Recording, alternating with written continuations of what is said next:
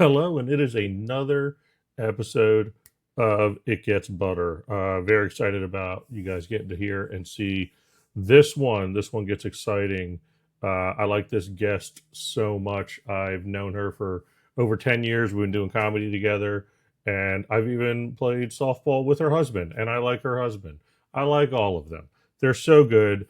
My guest is Aniria Turney. She is an actress. She is a comedian.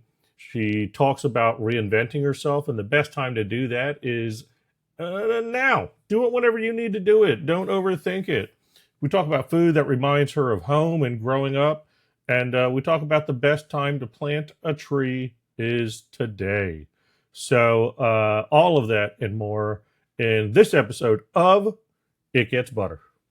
All right, we are good. We are starting a new episode of It Gets Butter. I have my good friend, actress, comedian, everything, my friend, Aniria Turney, everybody. Hi. Hi. Thanks for having me. Of course, thanks for doing this. Aniria and I know each other from comedy, decades now. Yep. We go way back. God. And you constantly push me to try to act more because you're an amazing actress. Including today. We're going to do a little audition afterwards. So welcome to It Gets Butter. Thanks for doing this. Thank you. So currently you have a day job. Yeah, I have a day job. Okay.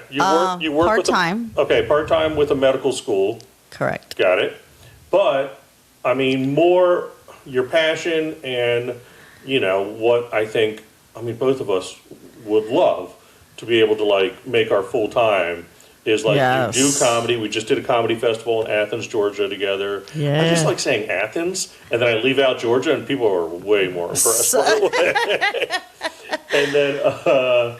And then we did another one in Miami prior to that. We did. We'd be on the road together. I know, for 2 weeks. I know. That's so awesome. And then, honestly, third week in a row. I know, and now we're here. I know. It's, you know what? It's Not a bad 3 weeks. Not a bad 3 weeks. Maybe the universe is trying to tell us something, Jeff. Yes, it's saying you should work move together. to Atlanta. Yes, you should move. You should move to Atlanta. I have a new name for our possible tour, by the way. It's just yeah? possible. Yes. It's a possible. It was a first pass name. Are you going to share? It is. It looks better written down. Uh-huh.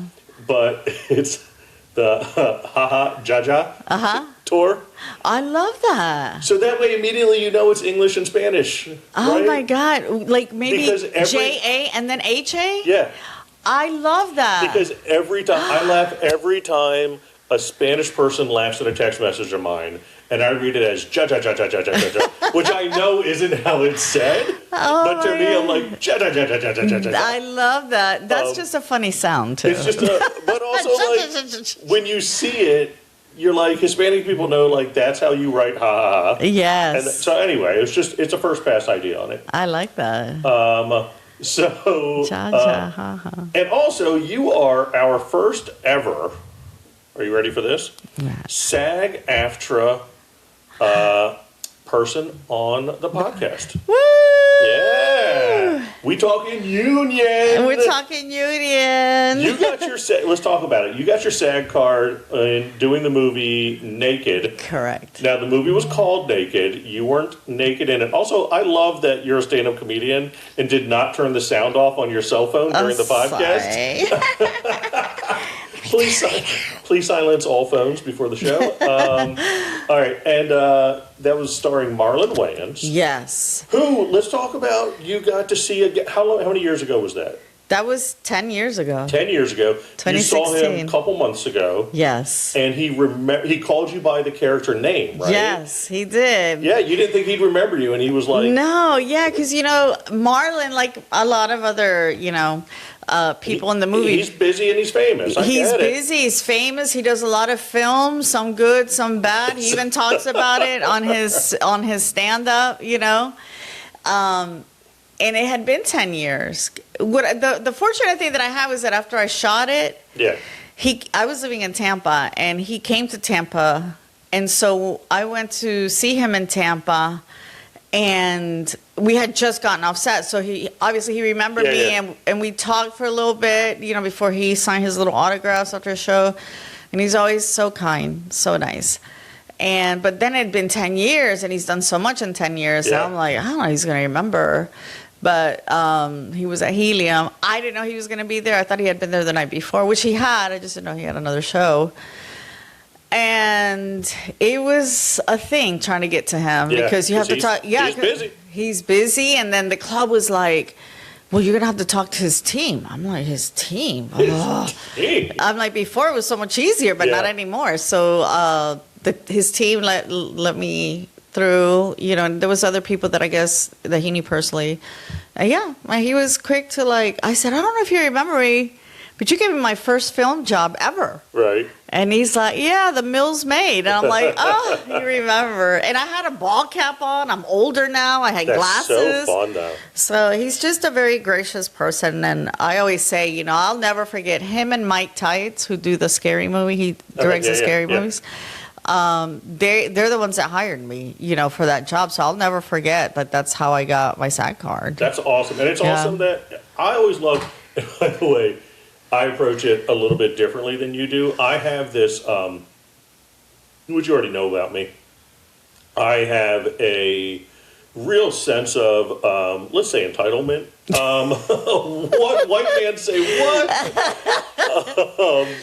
Where and overinflated confidence we've talked about in a fun way, but we're so I got to be friends with a couple big name actors, or a big name comic is friends with a comic that I'm friends with type thing.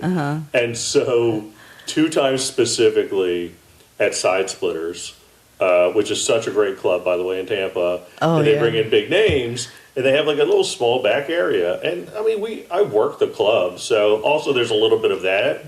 And I just 2 different times, Jay Moore, we talked about earlier today. But Jay, who I've become friends with after I worked with him one time, he was there. And I was like, I want to go say what's up to Jay.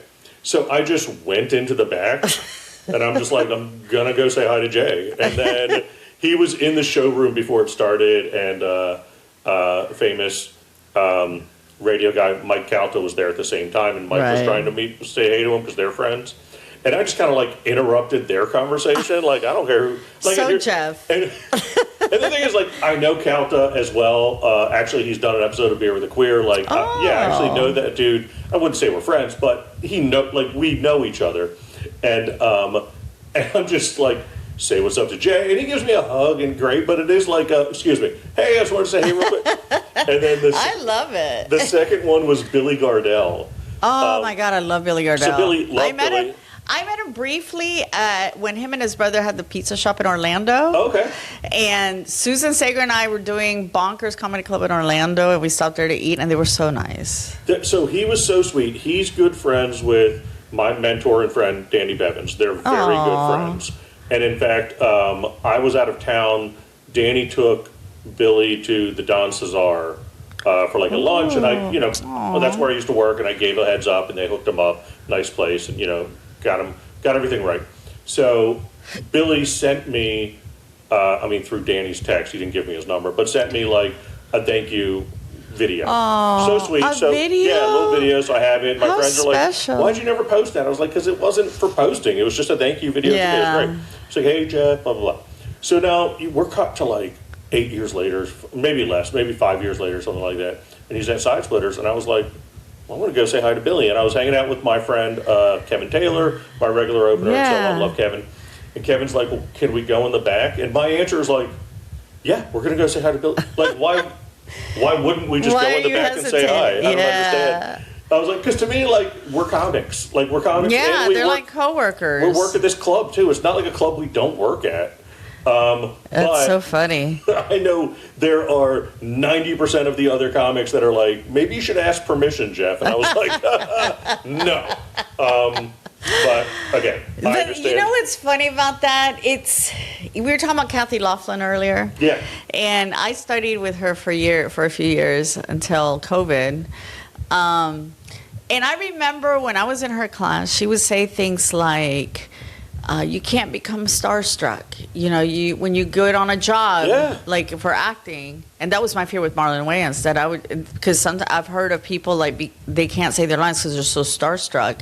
And I think the advantage that you and I have as comedians is that we have those people that we come in contact with, right? And you see, like, you know what you're describing, you're seeing them as, I'm a coworker, they're here, I'm just here to say hello. And I think that helps because, you know, there's just people and we're here to work and that kind of thing. But I think that it's, no matter where you're at in your career, I think that follows because you know, to a certain extent, I just heard a great story from, and I forget the actress's name, but she was in like Cougar Town and Scrubs, and she's in Shrinking. Okay. And Bill Lawrence, the guy who kind of like produces, she's his wife.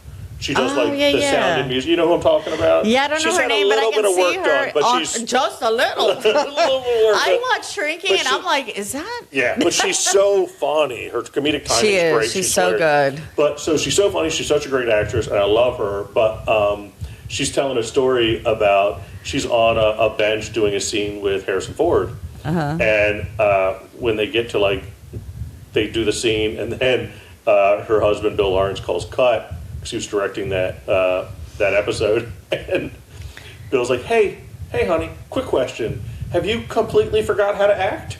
Oh my God! Because because Harrison was doing such a great job, she just became enamored. Oh, with like, I can see that. With like, God, he's so good, and it's like, hey, you're in the scene, and she was like, oh yeah, my bad, yep, I'm back. Like, yeah, that's so funny. You know, it's funny you say that because that's such a form of compliment.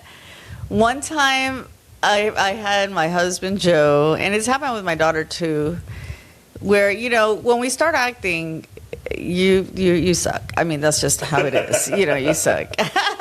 And you get used to like the awareness and you start to just get into this character, but it's hard when the camera's on you, blah, blah, blah. And so I'm doing self-tapes. And one day, recently, we were doing a self-tape, and I can't remember what project it was for, but it was a big project. Yeah. And I'm just doing my thing, and then there's silence. And finally, I'm like, Joe, you're lying.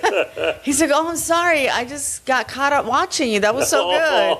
And I'm like, thank you, but that would have been an amazing take. Yeah, thank you, but we can't use it now. So, you know, you can't get mad at him. But, yeah, that's so awesome to hear that happens to the big people, too. It happens all over. All right, so let's talk about what's your relationship with food in your life and through your life? Oh, I guess my favorite. It's so good.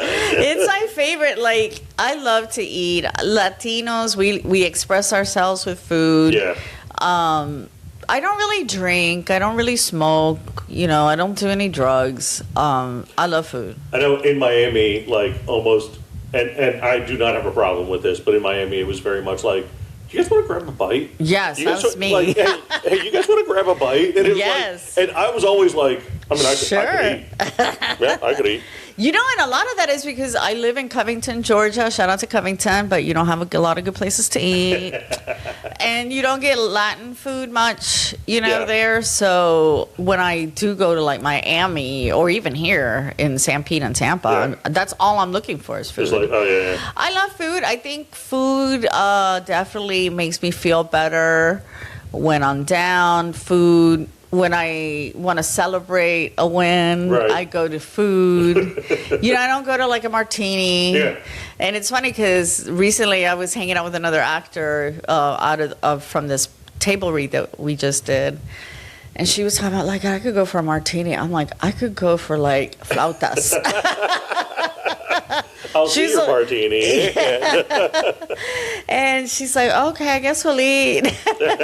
But yeah, I love food. Yeah. I love food. And I think it's for like in my home, it was always also like a form of expression. Sure.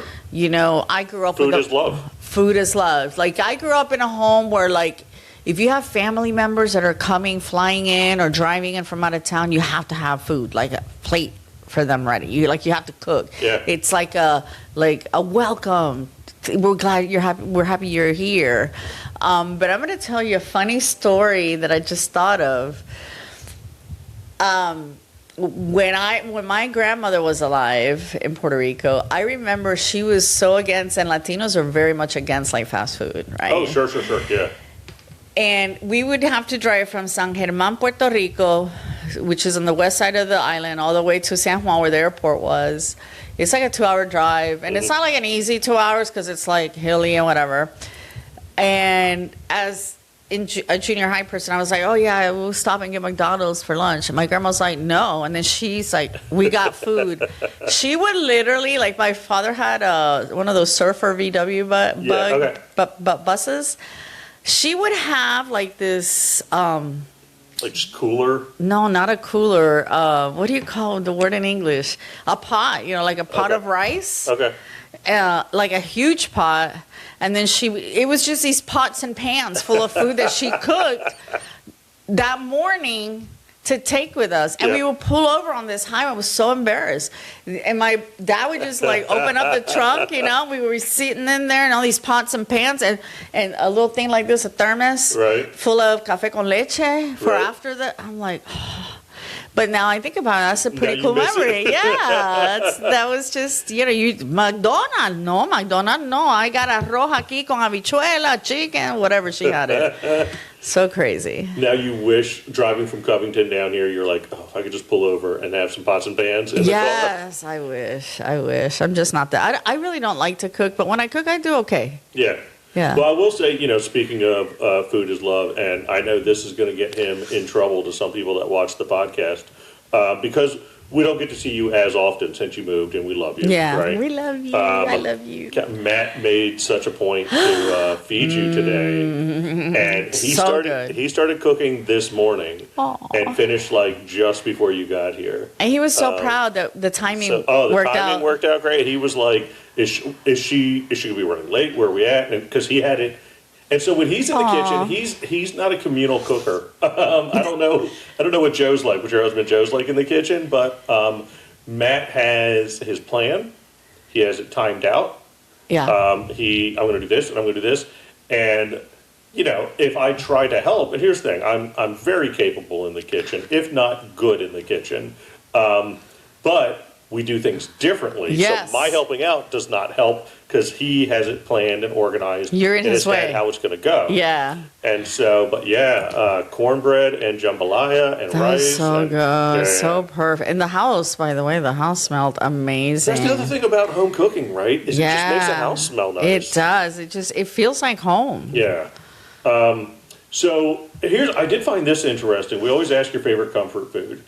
And I do love, you kind of gave two comfort foods, right? Because one I don't know how to make. One is like an everyday, right? Yeah. One is just like, it's dipping Cuban bread in coffee. Yes. Right? Yes.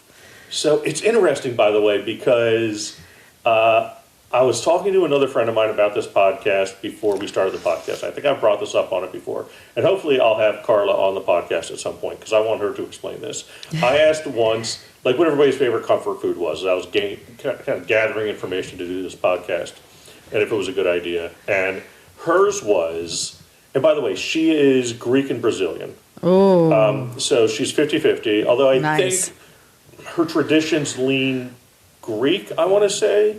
But her comfort food was dipping toast in tea. That sounds good if you like tea. I was like, that sounds dumb. But all right, and that's how people look at you.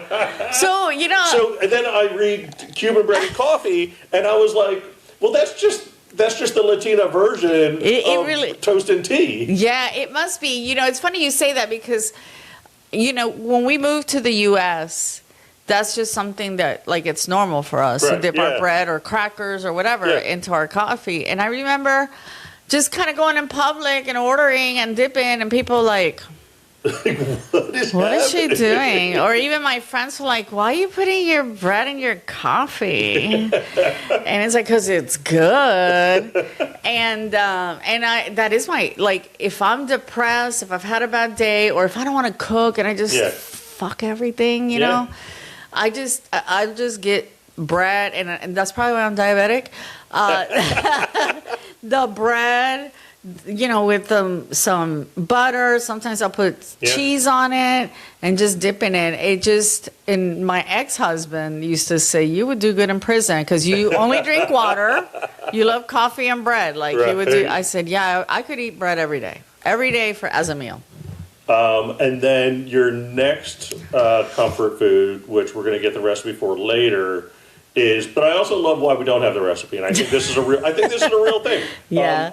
Because you're very much like me. So it's beef stew with white rice. Correct. Right, which sounds delicious. I love a nice hearty stew. It's just something about it comforting. Yes. So good. But so it's funny. I grew up with, my mom was a recipe person, and my dad was like, what do we have? Mm-hmm. And could make stuff. In a kitchen, I feel like I would do good with a chopped basket. If you put me in a kitchen and there's just leftovers or there's just random cans, I'll put a meal together that's very tasty. That's good. But when it comes, and you can ask my ex about this, or you can ask Matt about this, but it is very much, when it comes to recipes, Yes. what I do personally is like, I love making, one of my favorite things I make is I make a decent butter chicken. All right, little Indian food. Yeah. But everybody's like, "Oh, what's your butter chicken recipe?" And I was like, "I don't know." Every time I think of making it, I'll look up 3 recipes online, 3 or 4, and I get an idea. I'm like, I get the gist of what I need to do, and then I go Do from your there, version and of I do it. my version of it, and I don't measure anything. Yes. And which is why I shouldn't bake, obviously. But it's like I don't measure stuff. It's like, well, we have these spices. Well, I don't have this spice, but then I'll use this instead. Right. So, one of the reasons we don't have your recipe currently, but it'll be out by the time we do this, the episode comes out, is because it has to be my recipe. Yeah, you make it as you go type thing. It's a little bit more, it's looser. And if I haven't done it in a while, I can't promise that it's the exact same one. Yeah. But I have my little basic thing. So I didn't have it. I didn't have time to like write it out because I've never written it out. So my husband, trying to help me, sent me a recipe of Puerto Rican beef stew, and I'm looking at it and I'm like, this is not my recipe. I don't put pimentos in my. And anyway, so I said I'll just write it eventually and give it to you. Right. But yeah, that's one of my favorite things that I actually make. And I have my own little thing that I do, and when I make it, I eat a lot of it. Yeah. Like I can eat it cold, I can eat it hot. Yeah. There's something about it. And that my dad used to love my beef stew and my French toast. That was his favorites. So you say you don't cook often. Why is this like your comfort food? And when was the last time you made it? Oh, that's a good question. Because I always find that interesting. Because I had you know our friend Steve Miller, right? Yes. So Steve did 2nd episode of this podcast. Okay. And I love Steve, but Steve gave me his comfort food was his mom's Peruvian chicken soup. Oh, that Right? sounds good. And I need to try all these recipes. I'm going to try all these recipes. I just haven't done it yet. But because we're busy. Right. And I asked Steve when was the last time he had it. He goes, "Oh God, I haven't had it since before she died." I was like, "When did she die?" And he was like 7 years ago. And I was like, That's a long time. I don't think that's your favorite comfort food because you haven't had it in 7 I want plus you to years. tell people. Like I think you're wrong. And I don't want to tell people they're wrong, but like I always find it interesting because sometimes we hear comfort food and there's an emotional attachment. Yeah, and that it goes back to what we were talking about earlier. Yeah. Like it's an expression, and that's I And think sometimes Steve. That's we the forget love. that we Yeah. haven't had it in a while, Right. Because I was like, you have a significant other, you have a son. Have you not made this for them? And, Right. and it's then realizing in fact, I need to text him. I'll text him after the pod and ask him if he's finally made it for his family yet. Because it's like if that's such a memory and such a Yeah. great comfort food, you want to share that. I would think. Yeah. Yeah, everybody's different. I I get know. that. I guess so. I How don't. did this become why is it your go-to comfort food? I think it's because when I made the first time, I don't know if it was the first time, but somewhere along the lines where I was making it, I thought, man, this is really good. And I don't like to cook, but I like when I make that. And as a matter of fact, my best friend Marjorie, she lives in Canada. When her son was born, I went to help out. I stayed with her in Chicago at the time, and I made her that. She's like, "You cook?" I'm like, "I hate to, but this is good." Yes, I cook this, and she loved it. And I don't know, I think I love rice. Rice is very comforting to me. And rice is part of the culture. Rice is part of the culture. And a nice white rice with that tomatoey sauce. Yeah. And then the beef, I don't know, because I don't eat a lot of beef. Not just because I love chicken a lot and fish and I guess health-wise. But so when I go out or when I have the opportunity to eat beef, and I don't know, I just like how I make it. But there's something about stewed beef too, because stewed beef like falls apart. And yes, gets and the all potatoes the are my there. favorite. Like when the potatoes are nice. Potato? Oh, I love it. Yeah. I love it. And even when I go to little Spanish spots, if they have beef stew, that's what I'm gonna get. Yeah, that's what I'm gonna get, no doubt. They love sneaking peas in their beef stew, though, don't they? Do you put peas in yours? No, I don't. And that recipe that Joe had, I saw peas. I'm like, no. Spanish people love sneaking peas in their stuff. Oh yeah, and that especially for Puerto Ricans and the rice. They do a lot of that rice. Yeah, you bite into an empanada, a little picadilla empanada, peas.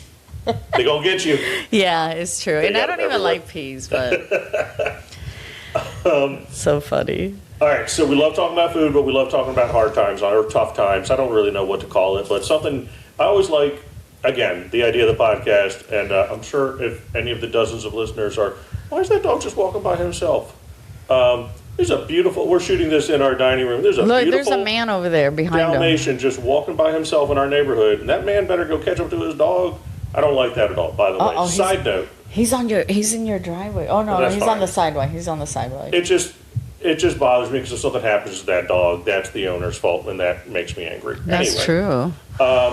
So we like talking about kind of tough times, and the reason is because I believe everybody's gone through something. Yes. Right? Absolutely. And I'm trying to create a space where anybody who's going through something can find somebody else who's been through something. Maybe it's relatable, maybe it's not, maybe it'll be relatable later to people.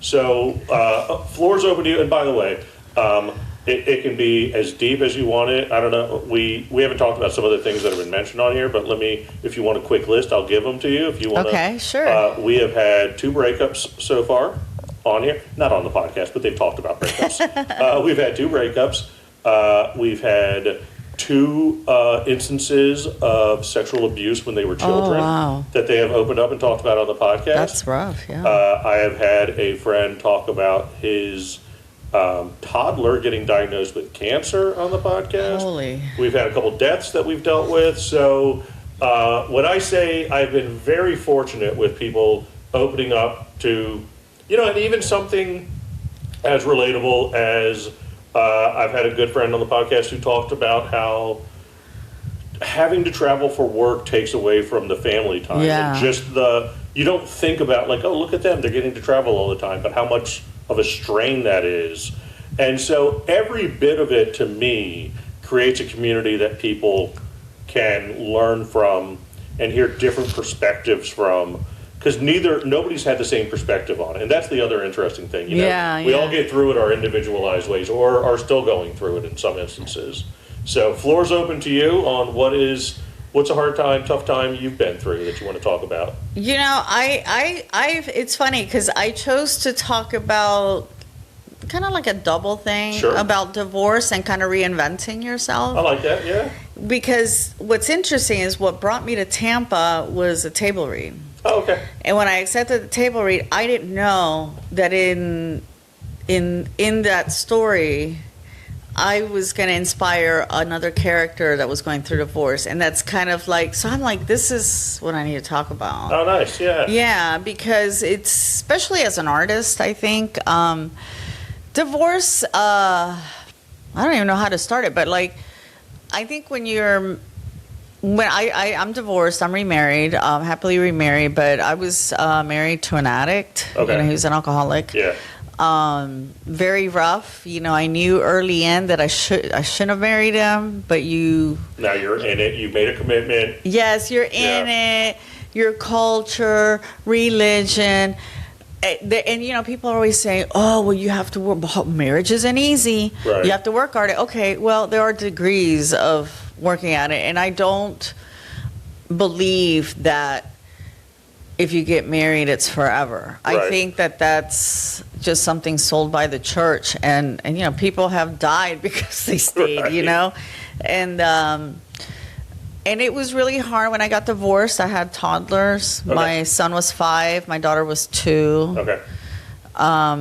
And I think coming out of it was difficult because I had this lifestyle. I was used to like kind of walking on eggshells. How's he feeling today? Okay, And you know, that kind yeah. of thing. And That's a retraining yourself on it's okay not to have to be like that. Yeah. Exactly. And you know,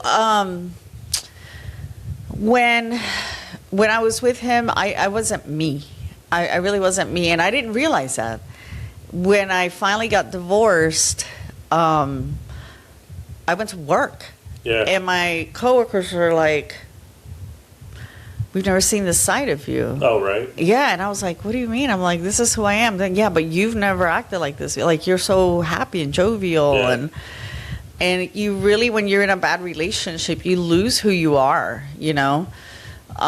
It was hard. As an artist, I had started to do comedy. He was not supportive of it. Right. Plus, I had to deal with his stuff, picking him at the bar at 4 a.m. with a little newborn, like, you need to come home. You know, it was Right. just such a different life, and it seems so far away now. Like, Right. I would never do that now. How long ago was this? I got divorced on October 5th, 2005, but nobody's counting. I was just so happy. Yeah. 2005, my divorce was final. And so then you find yourself as a woman, especially. I remember before the divorce, he would tell me, nobody's going to want you. Who's going to want a woman with 2 kids? I think that's how controlling people control their relationships, is because they don't have to be better if they can just break you down Yes. so you don't feel your worth. Then they don't have to improve themselves. You know what I'm saying? Yes. Like, Totally agree. yeah, it's one of those, I don't have to stand taller if I can just keep digging out the ground from under you. Oh, yeah. He would Yeah. say things like, well, who's going to cut the grass? I remember I blew up at that moment, and I said, I don't give a fuck who cuts the grass. I don't care if I'm broke because I pay somebody. Yeah. I mean, like, I just don't want to be with you. The grass isn't the issue right now. The grass isn't the issue. That's so true. And yeah, so he hated that I did comedy. It was funny because I would have to pick him up at the bar at 4 a.m, or I didn't know where he was. Right. But if I went to Coconuts Comedy Club, shout out to Coconuts, the starter of many careers. Many careers started. My career started at Coconuts. Yeah. I remember I lived in Valrico, I lived in Sefner. Okay. Sefner, and I would drive to San Pete for open mic, and you know, by the time the mic was over, and that's Yeah. a long drive, Yeah. he would be up waiting for me, like, why are you home so late? I'm like, Because it's a drive. it's a drive. It's not like I was out partying. I'm trying to work on this craft. He's like, so I would say, well, you're out drinking and talking to girl, you know, like, what are you doing compared? Like, but it didn't register. And that's one thing that as I've gotten older, I learned that, you know, you can't, with people like you mentioned that are manipulative, Yeah. you can't. I saw a video psychologist saying you can't state your case. You're not a lawyer. Like, if you're defending your case and trying to make them see how what you're doing is wrong and what you're doing isn't wrong, Right. it's just not going to happen. They don't care. Yeah. Yeah. I mean, you're arguing to a jury that's already made their mind up. Type thing. Exactly. So, like, what's, you know, it's you're not doing anything. You're not doing any service. You're not going to change their mind, No, you're not. which is tough. Which is really tough. But It's interesting you say about not being seen, not being yourself type thing. Yes. And I'll be curious your relation to this. In a lighter note on that, as I've been doing comedy, Matt, his constant note for me is the more I am myself on stage, the better he thinks I am on stage. Amen. And so, even in, stand-up, something we love so much and we've both been doing for a while and we understand ins and outs of. But sometimes you get on stage and you're trying to figure out the crowd, you're trying to do this, you're You're a overthinking. pleaser, you're trying to please. You're being a pleaser, Yeah. which is what you were doing in your relationship. You're on Correct. eggshells. And the moment you kind of shuck that off and you're like, I'm going to be me. I'm going to tell my jokes. I'm going to be me. I'm going to just loosen up. And that's when the crowd's like, oh, we like this. That's when There's they're like, so oh, we much like power. this. There's so much power in that. Because this is who this person is. Yeah, because you're there because you make people when you're a funny person, and you even before you do stand up, just throughout your life, you're funny because of your Jeff, right? Yeah. And We are who we are. Yeah. Yeah, and I think it's really hard to understand until you go through it that when you're in front of an audience and they have expectations of you, there's a lot of pressure to oh, they gotta like me, or I gotta say this, or I can't say that, and you just kind of lose yourself. So yeah, it's very similar. Which sounds very similar to your relationship. Because you are performing. I can't say this, I can't say that. Yeah. And I don't want to upset if I do this wrong. And, right, and it's just very performance. And once I left that marriage, it was hard. I mean, it was hard. I mean, life was hard as fuck because, I worked for a nonprofit. And I worked for a nonprofit. I didn't make a lot of money. Yeah. Insurance was expensive. I had to pay the mortgage now and my car and with I don't know what money. I mean, I think by the time I paid my bills, I had $10, and so I would take the kids to the park with Cheetos and PB&Js, and they were happy as can be. And sometimes I'm like, I wish I could have done more. And now they're in their 20s, and they're like, oh, we had a blast. I don't know what you're talking about. But it was really hard finding myself after that and having kind of that courage. It took me 5 years before I did stand-up again. I did stand-up and stay consistent. I got my MBA, which I don't know what I did that for. Because then I'm like, okay, I graduated. I'm doing comedy full-time and acting. So it was really hard. I cried a lot during that time just because of the stress. My ex was kind of a part of in their life, but then he wasn't. Then he doesn't talk to either of his kids. Okay. So it was just, my current husband, Joe, he stepped in when I think one of my kids was in elementary and the other in junior high. So he's known them since then, and he's been amazing. Yeah. But doing comedy is hard on its own. But I was because of the way he would make me feel, I definitely was afraid to go on the stage. But then when you liberate yourself and you have a partner that's supportive, it's just a different ball game. And I just want people, and I like sharing this story because I want, especially as a woman, I just want people to know whether you're a woman or a man, it doesn't matter. It's not the end all be all when you go through it because it's so hard. I'm about to cry. It's so hard because you feel like your world is crumbling. And you feel, and I'll ask instead of telling you how, but do you also feel like you're alone? Yes. And it feels like a solitary thing, and it does. And it's weird because no matter how many times you've been there for a friend of yours that's going through a breakup or going through, you can have been there for family and friends 5, 6, 7 times, and then when it's you're like, oh, I'm all alone. Well, but why would you think that? Yeah. I think a lot of it is shame. Shame is. I think a lot of it is shame. I know that a lot of people, especially like in my situation with an addict, people don't know what was really happening behind closed doors. Sure. I'm in my 50s now, and I'm now telling my brother and my mom, mainly my brother. My mom had a little bit more of an idea about what I was going through, about things that I was going through. He's like, I never knew that. Yeah. Because you don't, there's the judgment that, oh, well, you should never another thing is that people always want to tell you what to do when you're going through something. This is my pet peeve. When you tell somebody something and you've got that one person says, well, I wouldn't have let that happen. Right. I would have done this and I would have done, I said, yeah, well, there's these other dynamics that you're not aware of, right. Or that you've never been through. So, yeah, you're not alone. And that's another good point that you bring, Jeff. I think that you should try to talk to people. I mean, people that you know that are going to understand. I know it's kind of hard. Yeah, but it's nice to have the support. But it's so quick and easy to get an idea of like, I'm the only one going through this. Yeah. When then you start talking to people and you see they went through the exact same thing.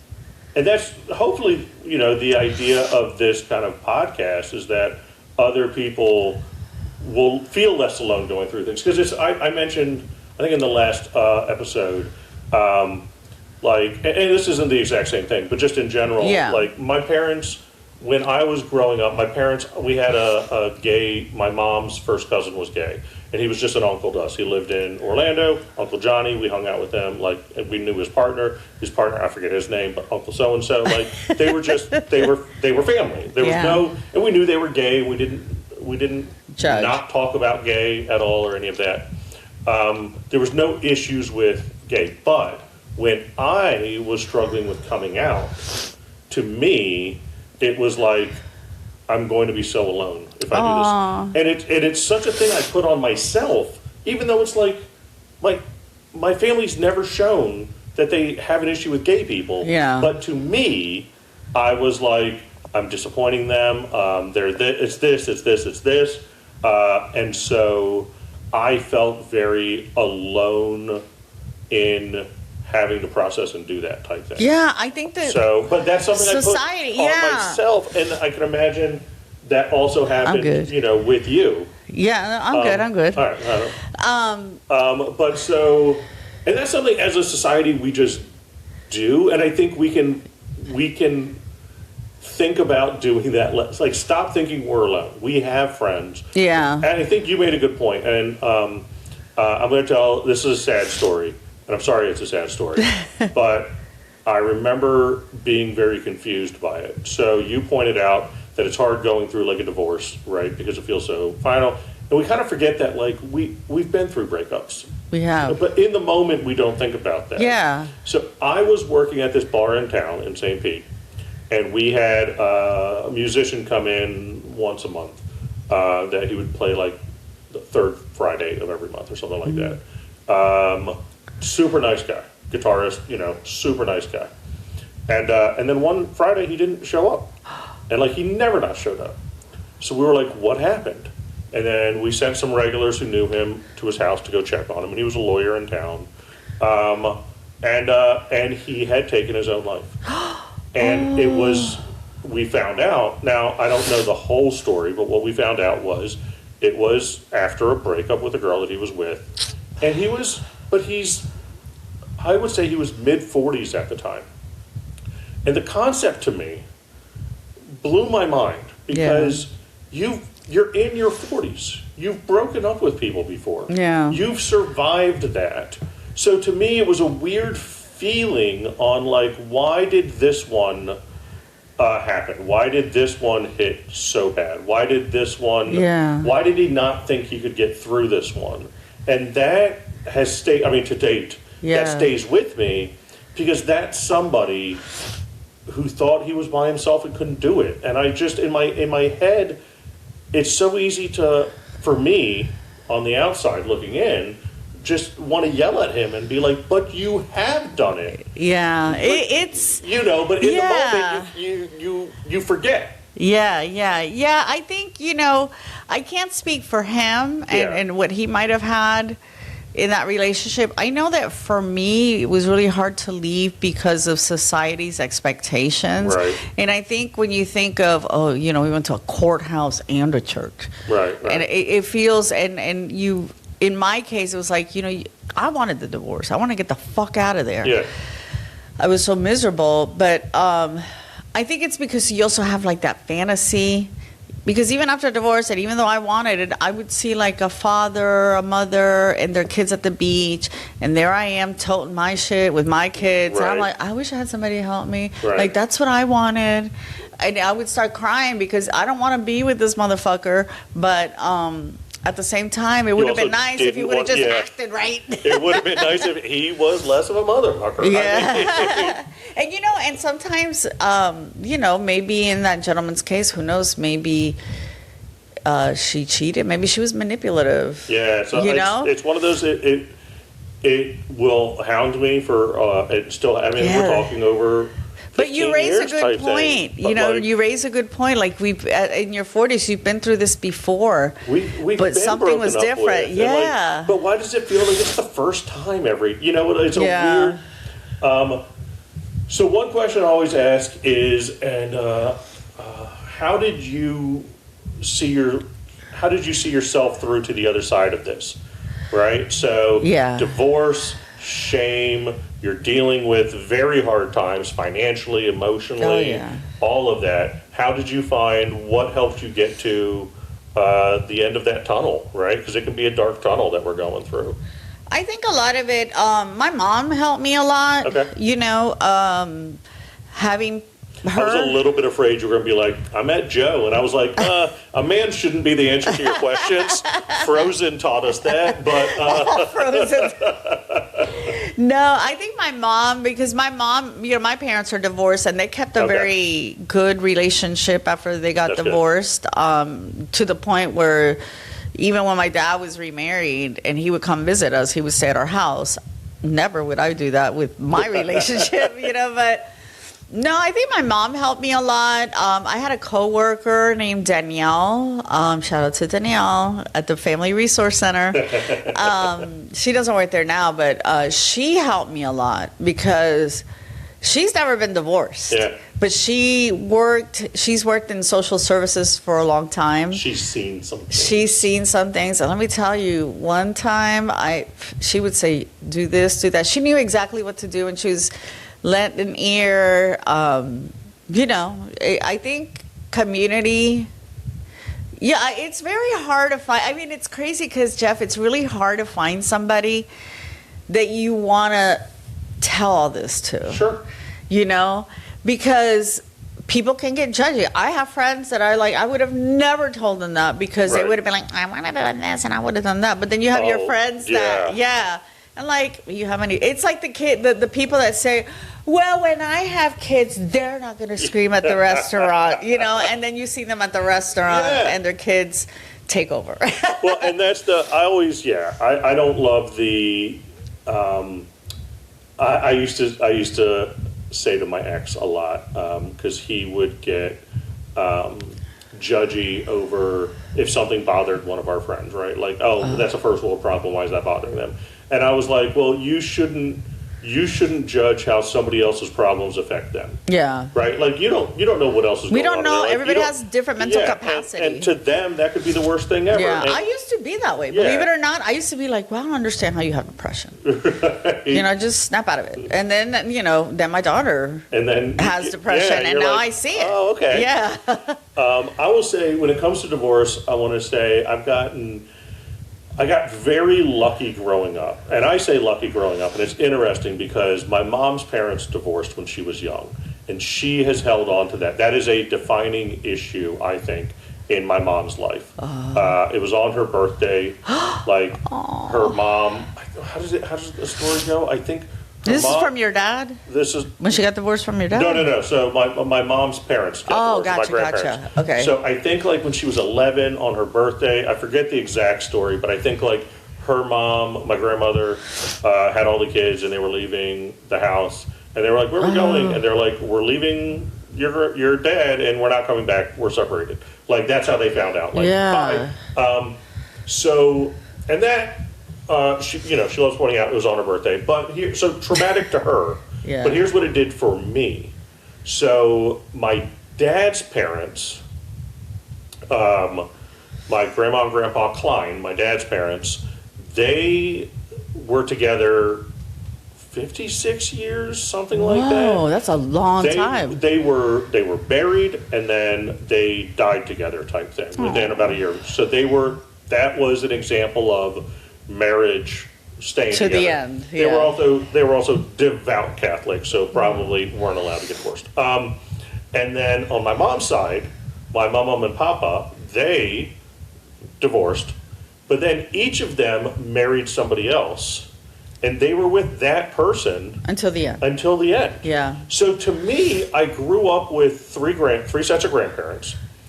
All sets of grandparents truly loved the people that they were with. Yeah. And So I could look at that as I was getting into adulthood and see that both ways work.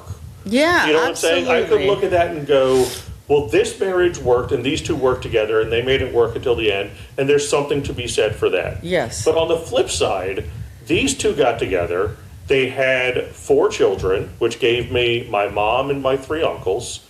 And then they realized it didn't work, and then Right. each of them found their forever love after that. Yes. And so having that as just an example as a child that you don't think about it, like my parents didn't present it as that. Yeah. You know, in fact, like I said, it was a bit of a emotional scarring moment for my mom, is them separating on her birthday. But to me, I can look at that and go, well, these are 2 great examples of Right. like, if it doesn't work out, that doesn't mean the end. No. And so for me, I had that built into my family tree, that I think when relationships didn't work out for me, I have such a instilled different mentality on it, because I have examples of just because it doesn't work out doesn't mean it doesn't It's work the out, end, right? Like, it's not the end of the world. so while you were going through everything, and I found it interesting, you know, money was tight, peanut butter jelly sandwiches and Cheetos type thing. What role did food play during that time? Oh my you know? God. It Was played it your comfort? absolutely. Yeah. Absolutely. You know, obviously I had to cook because I Right. couldn't afford Yeah, to go out just to eat, had and to- I had, you know, had to like, start that. and I had these 2 dates that were never going away. So, yeah, I mean, I at that time I was cooking, and I didn't mind it. Obviously, it was such a whole different life than what I have now, because I was on a schedule. I worked 8 to 5, and then Right. you had to, you know, do the thing with the kids, pick up the kids, feed them, and all that. And food played a very big part of my life, because I cooked more, I learned more recipes. Right. And bad day. Look, there were days where I just couldn't anymore. And as crazy as it sounds, I remember saying, you know what, kids? Today, because I'm also trying to do the whole good mom, like balanced meal. Yeah. And I would be like, you know what, kids? Guess what we're having for dinner tonight? What? And I'm like, Krispy Kreme donuts. Off we go. Yay! You know, and that was such a big deal. And that's how, Right. you know, it was like, you just had to have, you had those moments where you're like, I'm throwing everything out. Yeah. And today we're going to have donut. But it always We seemed just need to get through today. Yeah, Yes, it's like just yes. today. And I feel like I did that with food. You know, with food, it's like, what's going to make us feel good today? What's going to, and I don't have to cook. What's the dish that'll get us through this day, and tomorrow's a different day? Right. And, yeah, and I think, you know, like I was talking, like my mom loves to cook, and she wants to always feed people. And, you know, this is a woman, like, she wasn't a stay-at-home mom. She's got like a doctorate degree from University of Florida. She's always working and volunteering. She's retired, but she works more now than she did when she worked, because she's always volunteering Right. and advocating. And so I think she's always telling me, like, okay, you know, come over. And you can't just say, come over, I'm going to drop off something, because there's going to be There's food. gonna be. So you better like make that time. And it's comforting because you get to sit down, share a meal, talk, you know, Yeah. and yeah. And I could see that you know, that continues. Like when you know, because you've been on such the run right now with Yeah. like comedy festival, table read, you know, audition later type thing. That, you know, we kind of had a meal prior to this, and you're able to. Oh, I was so happy. Your excitement on just the decompressing, and like Yeah. we can sit and talk and eat. Yeah, And it it's was such a thing. so beautiful. Question, and I this is my favorite question I get to ask people is, what would current day Aniria say to 2005 Aniria going through this? You know, with everything you know now, right? Yeah. We're a different person than we were, you know, 20 years ago, 19 years ago. What would this Aniria advice be for that Aniria? You know, you see things differently now. You've done things differently. I do. I would say hang in there, and I would say don't take things too seriously. No, you don't want to scratch all that. Okay. I would Take say I would say you're on to better days. Okay. And what do I mean by that? I mean that my road, for example, in the entertainment industry has been long because I started in my late 30s as a parent with years of a break and then all this tumultuous stuff going on.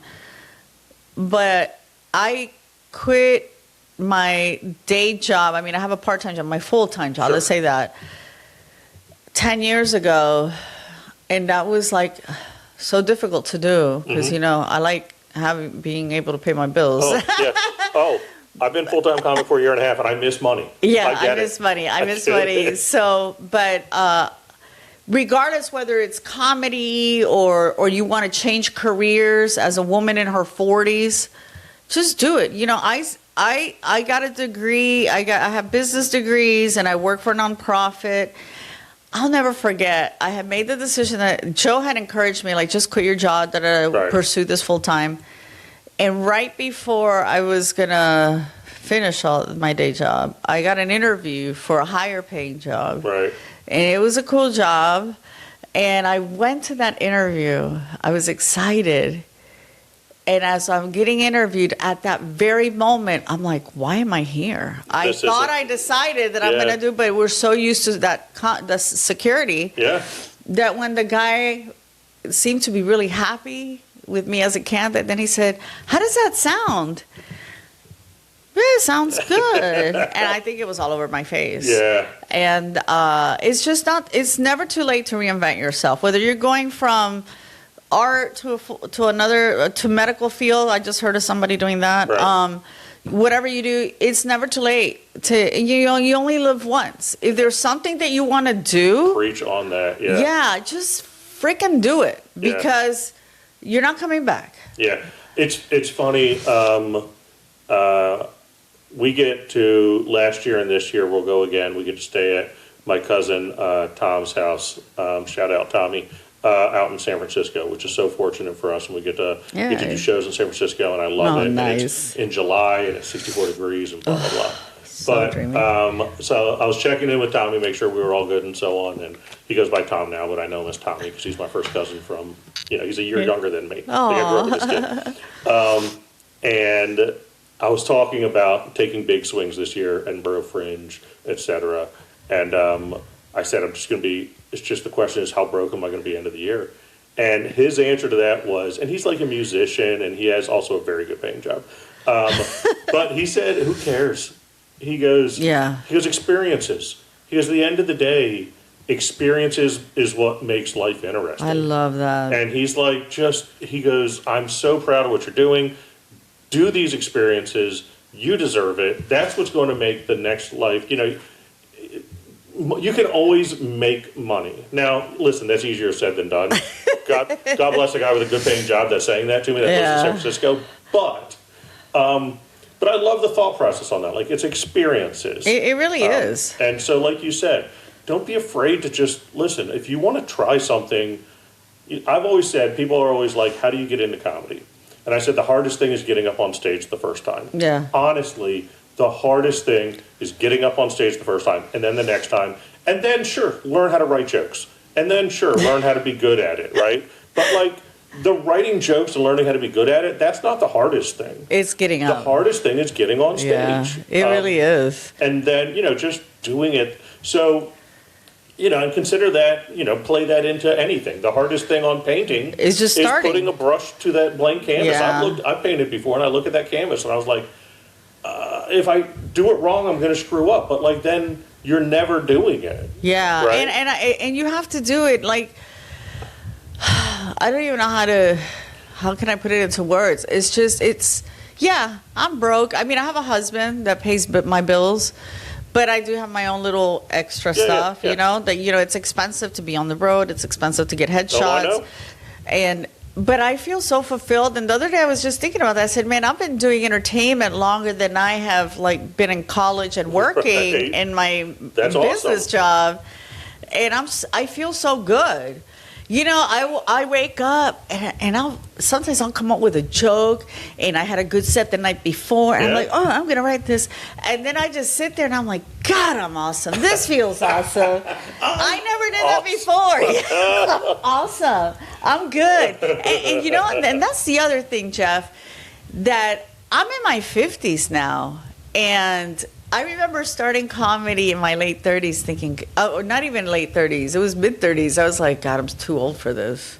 I like to reinvent myself. Yeah, I was mid 30s when I started, Yeah, and now I'm in my 50s, and I'm going to tell you, Jeff, that this 2025 into 2026 is the most confident I have been in what I'm doing. That's awesome. And I still have a lot more to go, mainly like, you know, I'm learning from you. You know, about like really putting yourself out there. I've got some notes for you. Yeah, you're so good at that. And then, but as far as like my talent and when I get on a stage, like I feel better. And that's another thing, everybody who's starting out comedy, please give yourself time. In 6 months, please don't be ordering merch. Like give yourself some time. You've got a lot to develop, and it's okay. Like, wait for, I mean, we're talking, I've been doing this 20-something years, and now I feel like, yeah, I'm going to put myself out there. I mean, hopefully it'll happen sooner to other people, but, you know, I had all this other stuff in life going on, and that's the other thing. But that be life patient. experience Helps. Yeah. Helps with the writing. So my favorite, one of my favorite philosophies and expressions is a Japanese expression. I believe it's Japanese. That says, I'll say it in English, because I don't know Japanese. So silly. Is the best time to plant a tree is 10 years ago. Oh, yeah. The next best time is today. So, like, I love that. Don't think I should have done this. Sure, if you had done it 10 years ago, you'd be a professional at it now. You know, if you had done it 10 years ago, you'd been 10 years better at it now. But the next best time to do it is now. Yes. Because in 10 years, you'll be saying the same thing. Bro. So when you talk about reinventing yourself and encouraging people to, that philosophy rings true with me. The best time to plant a tree is 10 years ago. I love that. The next best time is now. I love that because, you know, this past year, 2025, I said, oh my God, I quit my day job 10 years ago. I have nothing to show for it. That's what I thought. I said, I have nothing to show for it. Where am I going? I'm in my mid-50s. Fuck, I was supposed to be making money doing comedy right now. And what am I doing? The acting industry, it's kind of shit. I moved to Atlanta. We went on strike. What am I doing? And I mean, I've been like spinning out of control with these thoughts. And then I like honed in, and I'm like, okay, you know what? I'll tell you what I've done, Aniria. Yeah, take it to make a list. Yeah, I'll tell you what I've done. You're fucking kicking ass on stage. Yeah. You moved to Atlanta. That's a big deal. There's a lot of people that want to and they haven't done it. I say Atlanta, but it could be any city. You took that risk. Your kids are grown. You don't have to worry about them. They're off doing their thing. And I think that's a lot of things, you know, like when you go through divorce and you're a parent, you hold back a lot of moving forward because you're like, I got to take care of these little fuckers. Yeah. You know, and get them out into the world so they don't die when they, you know. Now they're on their own. Yeah, now they're on their own. If they die, that's their fault. That's their fault. They did that to themselves. They did that to themselves. So that, what you just shared is perfect because now, you know, when you're an artist, you have so many conversations in your head. And sometimes you can't even sleep at night. And I'm just like, yeah, okay. I did these festivals. Jeff shared his wisdom with me, like, just keep doing them. Yes, you're going to be broke, but you're investing in yourself. And that's so true. Yeah.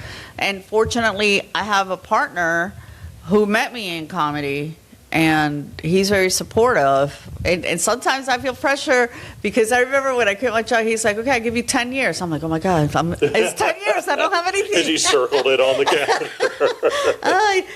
Because at first I thought 10 years is generous. Yeah, of course I'll do it. Here we are, 10 years.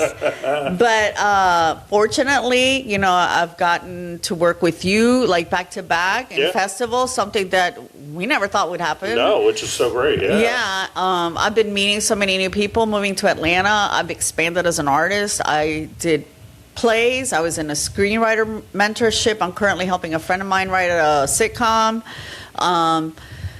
don't know what I'm doing, but I'm figuring it out, and Yeah. it feels good. And as passive aggressive as this comment is from my mom, she's like, well, you know, the good thing about you learning screenwriting is that you can be old.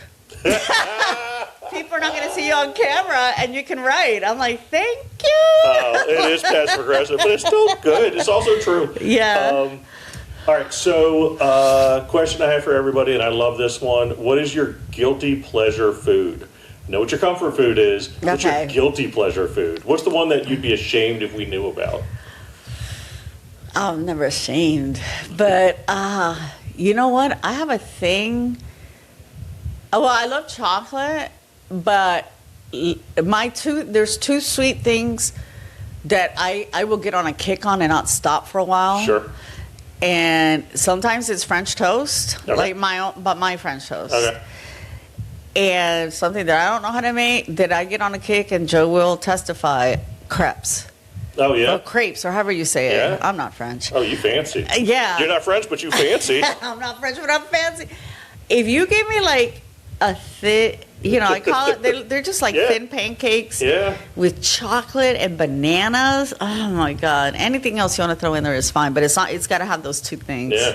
That I don't know if that's a real guilty. I don't know how guilty you should feel about that, other than making your husband make you crepes just to make. No, he's never made them for me, but I make him it'll be like late at night. And I'm like, you know what I could go for? He's like, oh, crepes. Like, yeah, crepes. Too funny. All right. Well, we have taken up an hour of your time. Thank I you. appreciate you doing this. I love that I keep getting to see you. Yay. It has been the best. I know I'll tag you on Instagram, but it's Aniria is funny on Instagram. We'll put that out there for this. We'll get your recipe Yes. of some beef I will stew. have it. I'm excited Mine. about that. And thanks for the advice. And like I said, like you said, take a chance. Follow your passion, even if it's a foot out, even if it's just taking the small steps at a time. Yes, absolutely. You'll be amazed. You'll be amazed at your friends seeing the real you. Right? Like that's Absolutely. That's I one love of those that. good feelings. Yeah. They'll be like, "Oh, we didn't know this part of you," and that's even better. That's how you make better friends. Yep. Right? Yep. All right. Well, thank you, Aniria. Thank you for having me. It was I great. appreciate it. That is an episode of It Gets Butter.